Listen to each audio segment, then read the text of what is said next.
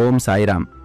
బాబా తన భక్తుల కోసం గాలిలో దీపాన్ని సైతం ఎలా కాపాడతారో చెప్పే ఈ వినూత్నమైన లీల మీ మనసును భక్తితో నింపుతుంది. ఈ కథలోకి వెళ్లే ముందు మీరు కూడా బాబా భక్తులైతే కామెంట్ బాక్స్లో ఓం సాయిరాం అని టైప్ చేయండి. అలాగే ఇలాంటి మరిన్ని బాబా లీలల కోసం మన ఛానల్ని సబ్స్క్రైబ్ చేసుకోండి. ఒక వృద్ధ భక్తురాలు తన గ్రామంలో ఉన్న చిన్న సాయిబాబా మందిరంలో ప్రతిరోజూ దీపం వెలిగించేది. ఒకరోజు సాయంత్రం భయంకరమైన గాలివాన మొదలైంది. మందిరానికి తలుపులు లేవు. గాలి తీవ్రతకు పెద్ద పెద్ద వృక్షాలేశాలే కూలిపోతున్నాయి. ఆ వృద్ధురాలు దీపం వెలిగించడానికి ఎంతో ప్రయత్నించింది. కాని గాలికి అగ్గిపుల్ల కూడా వెలగడం లేదు.